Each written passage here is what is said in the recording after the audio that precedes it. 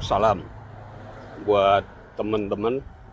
Kali ini mau sharing ya, gue ngomong sesuatu topik yang banyak orang anggap itu topik yang berat gitu ya.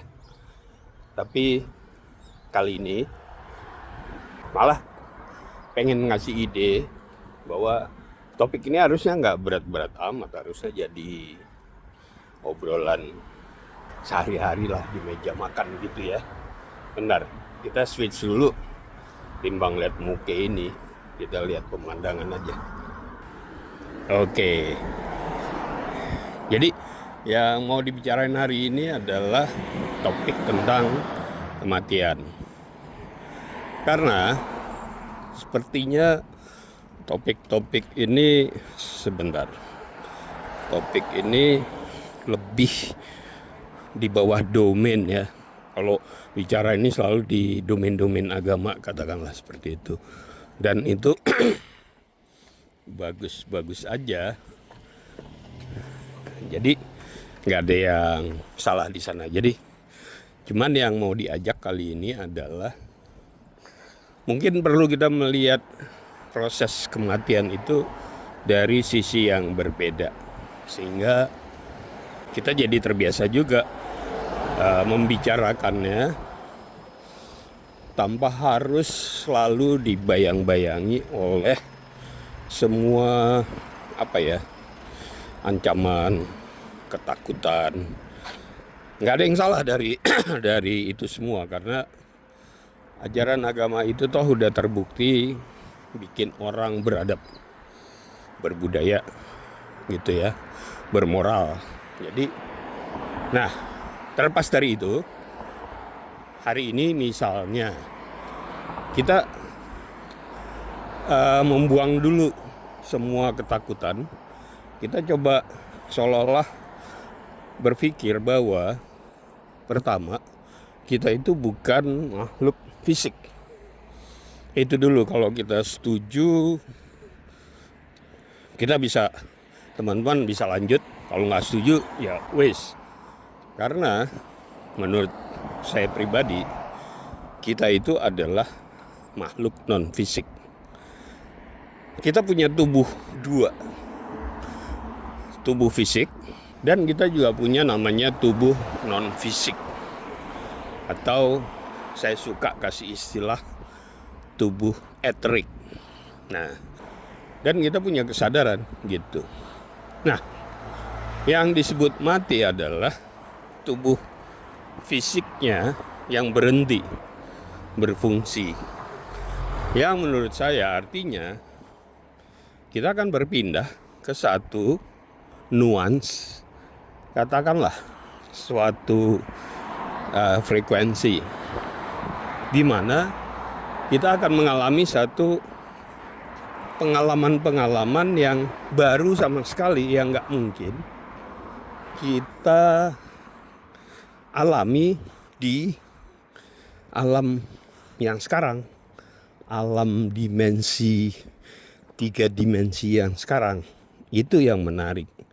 Artinya kalau kita melihat dari sisi itu seperti misalnya, saya belum pernah nih ke Xi'an di Cina ya. Rencana tahun depan mau ke sana. Jadi saya itu exciting, pasti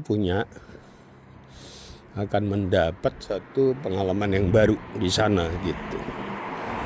Itu satu. Kedua,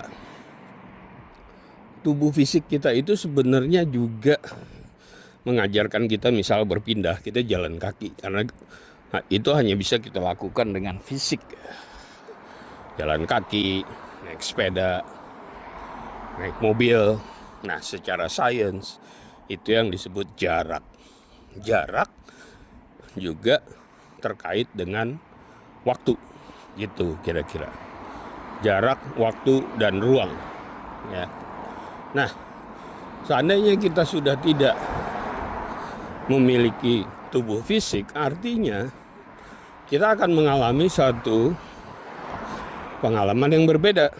Karena kalau kita mau berpindah dari titik A ke B, bisa jadi kita hanya menciptakan titik B itu pada saat yang bersamaan kita berada di titik B. Nah, itu kan exciting. Kita mengalami sesuatu yang tidak kita alami pada saat kita masih berada di tubuh fisik yang sekarang. Atau misalnya tubuh fisik, kalau kita melihat nih sekarang, sudut mata itu kita ada sudut angle-nya yang di luar itu kita nggak bisa lihat. Itu satu. Juga ada frekuensi cahaya range ya yang kita bisa lihat. Di luar itu kita nggak bisa lihat. Artinya pada saat kita tidak lagi berada di tubuh fisik ini, bayangkan kita bisa lihat pertama range yang berbeda yang belum pernah kita lihat. Bahkan mungkin ini agak membingungkan, bahkan sudut dalam artian kita lihat semuanya atas bawah kiri kanan 360 derajat. Tapi kalau kita hanya akan fokus terhadap suatu view yang kita mau lihat, sekaligus kita bisa lihat semuanya.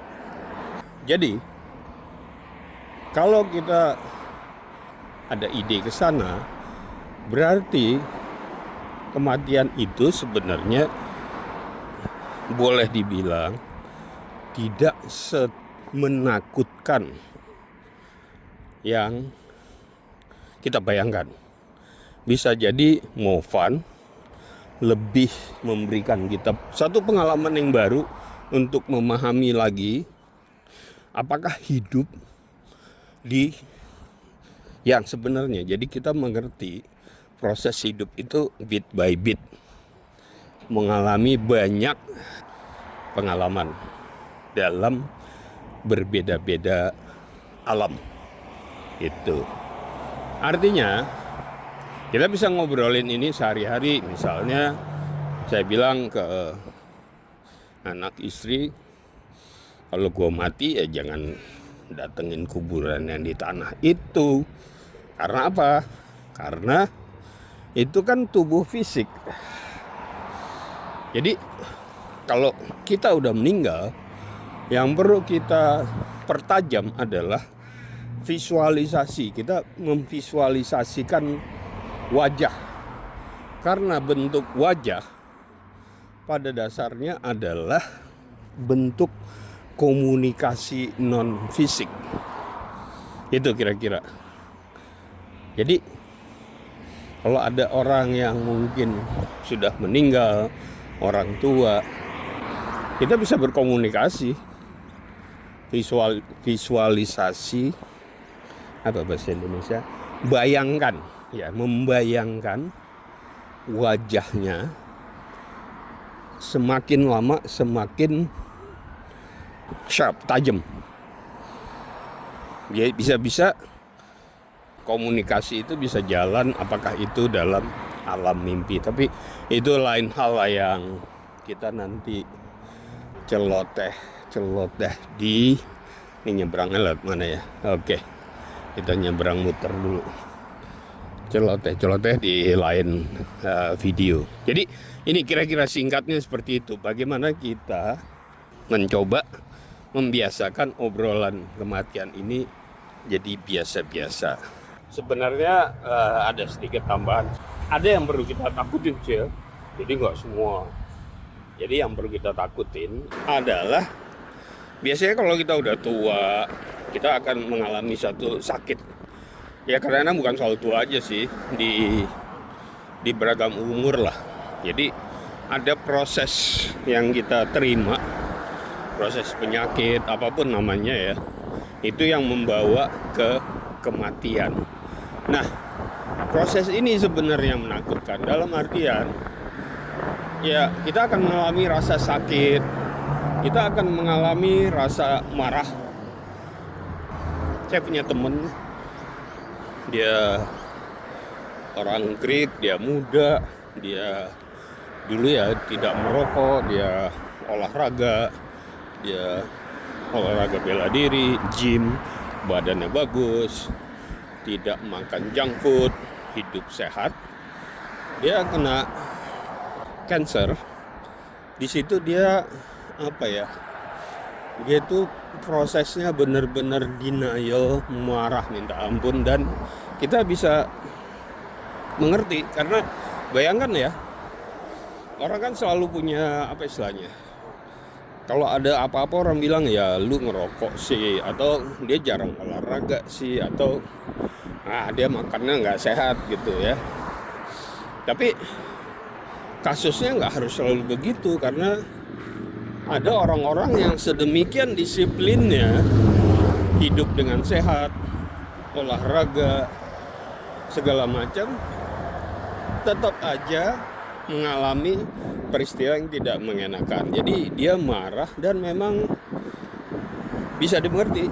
Nah, itu proses memang yang perlu kita takuti sebenarnya, apa boleh buat. Jadi bukan kematian yang kita takutin, prosesnya. Jadi kalau berandai-andai sih, kalau boleh sih ya, yang perlu kita nggak usah mikirin jauh-jauh masuk surga dulu gitu loh. Bagaimana caranya kita melewati berhentinya fungsinya tubuh fisik ini dengan smooth. Nah itu yang gue juga nggak tahu sih gitu loh, baru pengennya sih begitu gitu. Makanya kadang-kadang mikir orang yang tidur bus, waduh itu mungkin karunia karena dia sama sekali tidak merasakan sakit apapun. Tapi itu gunanya kita obrolin masalah ini. Jadi kita juga jangan sampai kalau tiba-tiba gitu bisa jadi kaget kan, marah juga. Gue kan pengen hidup, kok tiba-tiba mati misalnya gitu. Jadi memang itu perlunya ngobrolin hal-hal gini, sehingga pada saat kita nggak punya tubuh fisik, kita memang mengerti dan malah exciting untuk move on gitu. Kita terbuka terhadap suatu pengalaman baru gitu kira-kira. Nah pengalamannya apa nggak bisa cerita banyak karena kebetulan gue juga masih hidup, masih jalan. Ini jalan nih biar rencananya biar seger lah gitu ya. Oke, sedikit tambahan keinget baru tadi. Salam. Kita tutup dulu di sini. Kalau punya pandangan yang maksudnya yang di luar apa yang kita sudah ketahui lah ya, silakan isi di komentar. Oke.